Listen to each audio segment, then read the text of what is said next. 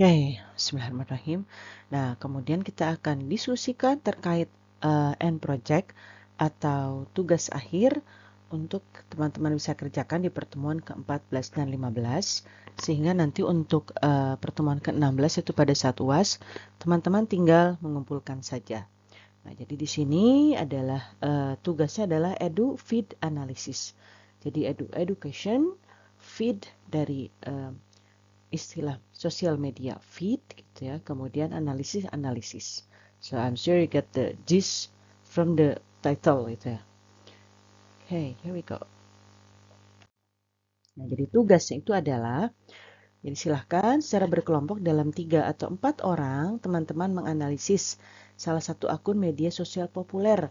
Apakah di Instagram, apakah di TikTok, YouTube, X, atau yang lainnya, mangga silahkan. Jadi satu kelompok menganalisa satu akun aja. Nggak perlu sampai 3 sampai 4, nggak usah. Jadi kelompoknya 3 sampai 4 orang menganalisa satu akun saja. Nah, kemudian akun tersebut dianalisa atau dievaluasi terkait kelayakan aspek kebahasaan, konten, dan budayanya. Lalu disimpulkan dan ditariknya disampaikan apakah akun tersebut dapat diadopsi sebagai materi pembelajaran bahasa Inggris yang efektif dan edukatif, serta menarik dari aspek edutainmentnya. Jadi kita, teman-teman silakan buat kelompok, kemudian silakan pilih salah satu akun di media sosial, terserah di platform mana saja. Kemudian kalau sudah dapat akunnya, disepakati yang mana, lalu kemudian dianalisa dari beberapa aspek tadi. Nah, kemudian disimpulkan apakah sehingga hasil akhirnya apakah akun tersebut bisa digunakan sebagai sumber untuk kegiatan media dan materi pembelajaran. Nah, oke. Nah, sehingga untuk objek analisisnya, silakan pilih salah satu akun media sosial. Cari akun umum seperti content creator, kuliner, travel, komedi, teknologi, atau daily vlog yang menggunakan bahasa Inggris sebagai pengantar utamanya.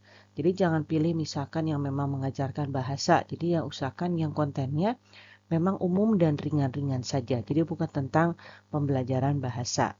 Nah, kemudian kalau sudah ketemu akunnya dan teman-teman sudah sepakat yang mana akunnya, kemudian silakan dianalisa dari kriteria-kriteria ini. Yang pertama ada aspek kebahasaan, kemudian kualitas konten dan relevansinya, nilai edukatif dan pedagogisnya, kemudian kelayakan budaya dan etikanya, dan kemudian penggunaan ICT-nya seperti apa. Jadi silakan teman-teman analisa dari 5 aspek tersebut dari akun media sosial yang teman-teman sudah pilih tadi. Nah, kalau misalkan sudah ditemukan akunnya, sudah punya kelompok, kemudian sudah memutuskan mau menganalisa apa, sudah mulai menganalisa, nah kemudian teman-teman silahkan buat laporan. Jadi yang pertama adalah format umumnya, silahkan pakai Word gitu ya. Kalau nggak Word ya pakai WPS ya, pokoknya diketik gitu ya. Kemudian silakan pilih fontnya salah satu, mau pakai Cambria atau Saga atau Times New Roman, silahkan bebas pilih salah satu. Ukuran size 12 tapi 1,5, dan jangan lupa screenshot dari akun teman-teman yang sudah dicoba diteliti dan dianalisa. Yang pertama ada judul, jelasnya ada judul proyeknya apa, tadi EduFit Analysis, kemudian nama mata kuliah ini, namanya anggota kelompok, program studi itu sudah cukup umum ya untuk halaman judulnya. Kemudian yang selanjutnya adalah ada pendahuluan untuk yang A, latar belakang, jelaskan media sosial yang dipilih apa dan kemudian kenapa memilih akun tersebut. Untuk B, tujuan analisa itu adalah jelas tujuannya untuk menganalisa kelayakan akun media sosial yang dipilih. Apakah bisa digunakan sebagai sumber media dan materi pembelajaran yang edukatif. Kemudian bagian yang ketiga adalah profil akunnya. Silakan dijelaskan nama akunnya apa, platformnya di mana, kemudian linknya apa, URL-nya, kemudian jumlah pengikutnya berapa, how many followers do they have, kemudian jenis kontennya apa sih, misalkan apakah daily life, apakah atau apa, kemudian bahasa yang digunakan dan screenshot dari akunnya. Bahasa misalkan bahasa Inggris, kemudian screenshot dari akun atau lamannya apa. Gitu. Jadi saya bisa lihat, oh ini akun yang diteliti. Oke, kemudian kalau sudah ini, ke bagian 4 adalah hasil analisis. Yang pertama adalah analisis aspek kebahasaan. Coba cek apakah vocabulary-nya seperti apa, apakah bahasanya formal, apakah informal, ataukah slang. Coba tuliskan beberapa contoh kalimat yang orang atau yang punya pemilik akun tersebut atau ya kasarnya influencer tersebut seperti apa dia berbicaranya. Kemudian analisis kualitas konten dan relevansinya. Nah, kira-kira dari konten-konten yang dia buat, apakah bisa digunakan tidak sebagai pembelajaran? Nah, kalau bisa kira-kira pembelajaran apa? Apakah listening, apakah speaking, dan yang lainnya. Kemudian analisis nilai edukatif dan pedagogisnya. Nah, ini hampir mirip dengan yang tadi yang B. Kalau yang B itu misalkan relatable nggak sih dengan kehidupan sehari-hari? Kalau yang C lebih kepada akademik aspeknya. Kemudian yang D, analisa kelayakan budaya dan etika. Nah, apakah misalkan ada bagian wawasan kebudayaan bisa bertambah? Kemudian misalkan ada unsur saranya kah? Jangan-jangan malah ada unsur pornografi kah? Atau bahasa yang kurang sopan dan lain sebagainya. Nah, itu silahkan dianalisa.